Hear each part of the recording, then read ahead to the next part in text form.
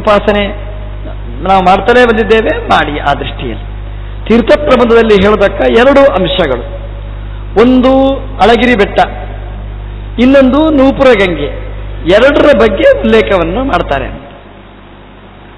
ಪುರಂದರದಾಸರು ಭಾಗ್ಯಾದ ಲಕ್ಷ್ಮಿ ಎಂಬ ಹಾಡಿನಲ್ಲಿ ಅಳಗಿರಿ ರಂಗನ ಅಂತ ಆ ಲಕ್ಷ್ಮೀದೇವಿಯನ್ನು ಸ್ತೋತ್ರ ಮಾಡುವಾಗ ಹೇಳ್ತಾರೆ. ಹಾಗಾಗಿ ದಾಸರಿಗೆ ಇಷ್ಟವಾದ ಜಾಗ ಅದು. ಜ್ಞಾನಿಗಳು ಸಂಚಾರ ಮಾಡಿರತಕ್ಕಂತಹ ಜಾಗ. ನೂಪುರ ಗಂಗೆಯ ಬಗ್ಗೆ ವಾದಿರಾಜರು ಏನು ಹೇಳುತ್ತಾರೆ, ಸ್ಥಳೀಯರು ಏನು ಹೇಳುತ್ತಾರೆ? ಸ್ಥಳೀಯರ ದೃಷ್ಟಿಯಲ್ಲಿ ನೂಪುರ ಗಂಗೆ ಅಂತಂದರೆ ಪಾರ್ವತಿಯ ಕಾಲಿನ ಗೆಜ್ಜೆಯ ಗಂಗೆ ಅಂತ ಇಲ್ಲಿಯವರು ಹೇಳೋದು. ವಾದಿರಾಜರು ಹಾಗೆ ಹೇಳೋದಿಲ್ಲ. ಹರಿನೂಪುರ ಸಂಜಾತೆ ಅಂತ ವಾದಿರಾಜರು ಹೇಳುತ್ತಾರೆ. ಅಂದರೆ ಇಲ್ಲಿ ಐತಿಹ್ಯ ಶಾಸ್ತ್ರದ ಪರಂಪರೆ ಸಂಪ್ರದಾಯ ಇರುವಂತಹದ್ದು ಭಗವಂತನ ನೂಪುರ ಗಂಗೆ. ನೀವು ಸಾಮಾನ್ಯವಾಗಿ ಗಮನಿಸಿದ್ದು ಭಗವಂತನ ಪಾದದಿಂದ ಹರಿದು ಬಂದಿರತಕ್ಕಂತಹ ಗಂಗೆ ಅಂತ ನೀವು ಕೇಳಿದ್ದೀರಿ. ಭಗವಂತನ ಕಣ್ಣಿನಿಂದ ವರಾಹ ನಯನಾನಂದ ಧಾರ ಅಂತ ಕೇಳ್ತೀರಿ.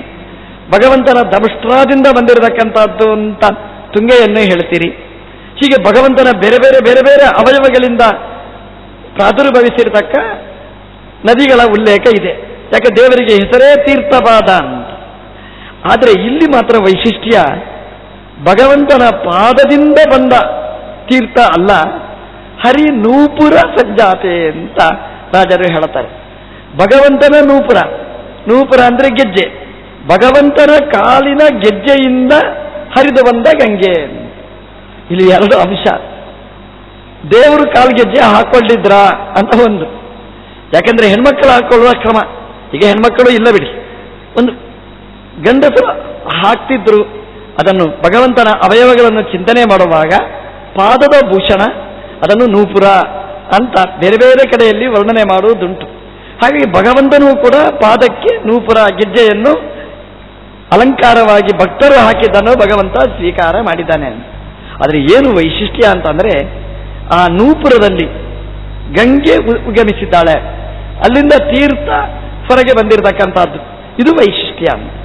ಭಗವಂತನ ಬೇರೆ ಬೇರೆ ಅವಯವಗಳಿಂದ ಉತ್ಪನ್ನವಾದ ತೀರ್ಥ ನಾವು ಕಂಡಿದ್ರೆ, ಮಧುರೆಯಲ್ಲಿ ವೈಶಿಷ್ಟ್ಯ ಏನು ಅಂತಂದ್ರೆ ಭಗವಂತನ ಕಾಲಿನ ಗೆಜ್ಜೆಯಿಂದ ಬಂದಿರತಕ್ಕಂತಹ ಗಂಗೆ. ಹಾಗಾಗಿ ಇದರ ವೈಶಿಷ್ಟ್ಯ ಏನು ಅಂತಂದ್ರೆ ನೀವು ಕಿವಿಗೊಟ್ಟು ಕೇಳಿದ್ರೆ ಭಗವಂತನ ನಾಮವನ್ನು ಅದು ಉಚ್ಚಾರಣೆ ಮಾಡ್ತಾ ಇರ್ತದೆ ಅಂತ. ಯಾಕಂದ್ರೆ ಭಗವಂತನನ್ನು ಕುಣಿಸುವ ಧ್ವನಿ ಆ ಗಂಗೆಯಲ್ಲಿ ಇರ್ತದೆ. ಯಾಕಂದ್ರೆ ಭಗವಂತನ ಕಾಲಿನ ಗೆಜ್ಜೆಯಿಂದ ಅದು ಉಗಮಿಸಿದ್ರೆ ನಾವು ಕಿವಿಗೊಟ್ಟು ಕೇಳಿದಾಗ ಭಗವಂತ ಕುಣಿಯುವ ಶಬ್ದ ನಮಗೆ ಕೇಳಿಸ್ತದೆ. ಈ ಸಲ ಕಾಗಲಿಲ್ಲ ಬಿಡಿ, ನೆಕ್ಸ್ಟ್ ಟೈಮ್ ಹೋದಾಗ, ಇನ್ನೊಂದ್ಸಲ ಹೋದಾಗ ನೀವು ಅದನ್ನು ಗಮನಿಸಿ. ಹರಿ ನೂಪುರ ಸಂಜಾತೆ ಅಂತ ಭಗವಂತನ ಕಾಲಿನ ಗೆಜ್ಜೆಯಿಂದ ಹುಟ್ಟಿರ್ತಕ್ಕಂತಹ ಗಂಗೆ ಅಂತ ದೇವರು ಈ ಜಾಗದಲ್ಲಿ ಸಂಚಾರ ಮಾಡಿದ್ದಾನೆ. ರಾಮದೇವರು ಬಂದಿರತಕ್ಕ ಜಾಗ ಇದು. ಯಾಕೆಂದ್ರೆ ನಾಳೆ ರಾಮೇಶ್ವರನೇ, ಭಗವಂತನ ವಿಶೇಷವಾಗಿರತಕ್ಕಂತಹ ಸಾಮರ್ಥ್ಯ ಗೊತ್ತಾಗುವ ಪವಿತ್ರವಾದ ಜಾಗ ನಾಳೆ ನಾವು ನೋಡ್ಲಿಕ್ಕುಂಟು. ಹಾಗಾಗಿ ರಾಮದೇವರಲ್ಲಿ ಬರಲಿಲ್ಲ ಅಂತೇನು ಹೇಳಲಿಕ್ಕೇನಿಲ್ಲ, ದೇವರು ಬಂದಿರಬಹುದು. ಹಾಗಾಗಿ ಭಗವಂತನ ಕಾಲಿನ ಗೆಜ್ಜೆ ಸಹಜವಾಗಿರತಕ್ಕಂಥದ್ದು. ದೇವರು ಈ ಜಾಗದಲ್ಲಿ ಯಾಕೆ ಬಂದ ಅಂತಂದ್ರೆ ಇಲ್ಲಿ ಆ ಬೆಟ್ಟ ಇದೆ ನೋಡಿ, ಸುಂದರೇಶ ಅಂತ ಹೇಳ್ತಾರೆ. ಆ ಬೆಟ್ಟ ಅದೊಂದು ವೃಷಭಾಚಲ ಅಂತ ಕರೀತಾರೆ. ಆ ವೃಷಭಾಚಲದಲ್ಲಿ ತಪಸ್ಸು ಮಾಡ್ತಿದ್ರಂತೆ. ಯಾರು ಅಂದ್ರೆ ಮನುಷ್ಯರಲ್ಲ, ದೇವತೆಗಳು. ಯಾವ ದೇವತೆ? ಅಂತಕೋಪಿ ಯಸ್ಯ ದಾಸ್ಯತ್ವಂ ಅಂತ ವಾದಿರಾಜರು ಹೇಳ್ತಾರೆ. ಯಮದೇವರೇ ತಪಸ್ಸು ಮಾಡ್ತಿದ್ರಂತೆ. ಎಷ್ಟು ಆಶ್ಚರ್ಯ ನೋಡಿ. ಯಮದೇವರ ಭಯ ಪರಿಹಾರ ಆಗಬೇಕು ಅಂತ ನಾವು ತಪಸ್ಸು ಮಾಡಿದರೆ ಯಮದೇವರೇ ತಪಸ್ಸು ಮಾಡಿದ ಜಾಗ. ಅದಕ್ಕೆ ವೃಷಾಚಲ. ವೃಷ ಅಂದ್ರೆ ಯಮದೇವರು. ವರ್ಷತೀತಿ ವೃಷ, ಧರ್ಮದ ವರ್ಷಣೆ ಮಾಡುವ ಯಮದೇವರು, ಅವರಿಗೆ ವೃಷ ಅಂತ ಹೆಸರು. ಅವರ ಅಚಲ, ಧ್ಯಾನ ಮಾಡಿದ ಜಾಗ. ಧ್ಯಾನ ಮಾಡುವಾಗ ಹೇಗಿರಬೇಕು? ಬೆಟ್ಟದ ಹಾಗಿರ್ಬೇಕು. ಬದ್ರಿಯಲ್ಲಿ ನರನಾರಾಯಣ ಬೆಟ್ಟ ಇದೆ, ಅಚಲ ಅದು, ಅಲ್ಲಾಡದೇ ಇರತಕ್ಕಂತಹ ಬೆಟ್ಟದ ಉಪಾಧಿಯಲ್ಲಿ ನರ ಮತ್ತೆ ನಾರಾಯಣ ರೂಪದಿಂದ ಭಗವಂತ ಮತ್ತೆ ನರ ಸೇರಿ ತಪಸ್ಸು ಮಾಡಿದ್ದು ಕೇಳ್ತೇವೆ. ಹಾಗೆ ಇಲ್ಲಿ ಯಮದೇವರು ನಿಸ್ಪಂದವಾಗಿ ಅಲ್ಲಿ ಧ್ಯಾನ ಮಾಡಿರತಕ್ಕಂತಹ ಜಾಗ ಈ ಜಾಗ ವೃಷಭಾಚಲ. ಯಾಕೆ ಯಮದೇವರು ಇಲ್ಲಿ ಧ್ಯಾನ ಮಾಡಿದರು? ಭಗವಂತನನ್ನು ಒಲಿಸಿಕೊಳ್ಳಿಕ್ಕೆ. ದೇವರು ಒಲಿದಿರತಕ್ಕಂತಹ ಜಾಗ ಈ ಜಾಗ. ಇದರಿಂದ ನಾವು ಏನು ಗಮನಿಸಬೇಕಾದ್ದು ಅಂತಂದ್ರೆ, ಭಗವಂತ ಪರಮ ಸುಂದರ, ಸರ್ವಶಕ್ತನಾದ ದೇವರು.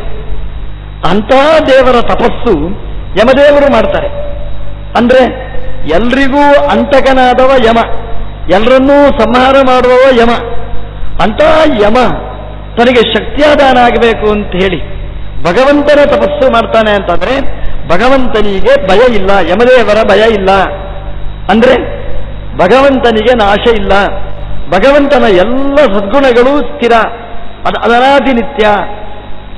ಈ ಉಪನಿಷತ್ತಲ್ಲೇ ಹೇಳ್ತಾರೆ, ಭೀಷಾಸ್ಮಾತ್ಪವತೆ ಭೀಷೋದೇತಿ ಸೂರ್ಯ ಭೀಷಾ ಅಸ್ಮಾದ್ ಅಗ್ನಿಶ್ಚ ಇಂದ್ರಶ್ಚ ಮೃತ್ಯುರುಧಾವತಿ ಪಂಚಮ ಇತಿ. ಭಗವಂತನ ಭಯಕ್ಕೆ ಯಮದೇವರೇ ಓಡ್ತಾ ಇರ್ತಾರಂತೆ. ಇವತ್ತು ಆ ಮನೆ ಈ ಮನೆ ಅಲ್ಲಿ ಓಡ್ತಾನೆ ಇರ್ತಾರೆ ಸ್ಪೀಡ್. ಒಬ್ಬ ಮಿನಿಸ್ಟರ್ ಬರ್ತಾನೆ ಅಂತಂದ್ರೆ ಈ ಪೊಲೀಸ್ಗಳೆಲ್ಲ ಓಡ್ತಾ ಇರ್ತಾರೆ ನೋಡಿ, ಯಾಕಂದ್ರೆ ಭಯ ಅವರಿಗೆ. ಹಾಗೆ ಭಗವಂತನ ಭಯ, ಆ ಭಯದಿಂದ ಯಮದೇವರು ಓಡ್ತಾ ಇರ್ತಾರಂತೆ. ಭಗವಂತನ ಭಯ ಯಮದೇವರಿಗಿದೆ, ಆದರೆ ಯಮದೇವರ ಭಯ ಭಗವಂತನಿಗಿಲ್ಲ. ಯಾಕಂದ್ರೆ ಭಗವಂತನೇ ಯಮ, ಇಡೀ ಜಗತ್ತನ್ನು ನಿಯಮನೆ ಮಾಡುವವ. ಆದ್ದರಿಂದ ಭಗವಂತನ ಅನುಗ್ರಹಕ್ಕೋಸ್ಕರವಾಗಿ ಯಮದೇವರು ನಿಂತು ತಪಸ್ಸು ಮಾಡಿದ ಬೆಟ್ಟ ಈ ವೃಷಭಾಚಲ. ಹಾಗಾಗಿ ಈ ವೃಷಭಾಚಲದಲ್ಲಿ ನಾವು ಚಿಂತನೆ ಮಾಡಿದರೆ ಯಮನ ಭಯ ನಮಗೆ ಪರಿಹಾರ. ನಾವು ಹೆದರುದು ಒಬ್ಬರಿಗೆ ಮಾತ್ರ, ಡಾಕ್ಟ್ರಿಗೆ. ಎಲ್ಲಿ ಹೀಗೆ ಹಿಡ್ಕೊಂಡು ಹೇಳಿದ್ರೆ, ಏನ್ ಡಾಕ್ಟ್ರೆ ಏನ್ ಕತೆ ಮುಗೀತು ನಿಮ್ದು ಅಂತಂದ್ರೆ ಮುಗಿದೇ ಹೋಯ್ತು ನಮ್ದು. ಒಂದು ಯಮನಿಗೊಂದು ಬಿಟ್ಟರೆ ಮತ್ತೆ ಯಾವುದಕ್ಕೂ ಭಯ ಪಡುವುದಿಲ್ಲ. ಎಲ್ಲ ಶಾಂತಿ ಎಲ್ಲ ಮಾಡುವುದು ಅದು ಅವನಿಗೋಸ್ಕರ. ಅಂತ ಯಮನ ಭಯ ಪರಿಹಾರ ಆಗಬೇಕಾಗಿದ್ರೆ ಭಗವಂತನ ಕಿಂಕರನಾದ ಯಮ ಸಾಧನೆ ಮಾಡುವ, ತಪಸ್ಸು ಮಾಡುವ ಈ ಬೆಟ್ಟದಲ್ಲಿ ಯಮನ ಮೂಲಕ ಭಗವಂತನ ಚಿಂತನೆ ಮಾಡಬೇಕಂತೆ. ಆ ಭಯನೇ ಬರುವುದಿಲ್ಲ ಅಂತೆ. ಯಮನೇ ಭಗವಂತನ ದಾಸರಾಗಿರ್ತಕ್ಕಂತಹ ಜಾಗ ವೃಷಭ. ಅಂದ್ರೆ ಯಮ, ಆ ಯಮದೇವರು ತಪಸ್ಸು ಮಾಡಿ ಸಿದ್ಧಿ ಮಾಡಿಕೊಂಡಿರತಕ್ಕಂತಹ ಜಾಗ ವೃಷಭಾಚಲ. ಅದಕ್ಕೆ ದಾಸರು ಹೇಳುವಾಗ ಲಕ್ಷ್ಮೀದೇವಿಯನ್ನು ಹೇಳೋದು, ವೆಂಕಟರಮಣನ ಬಿಂಕದ ರಾಣಿ ಅಂತ ಹೇಳಿ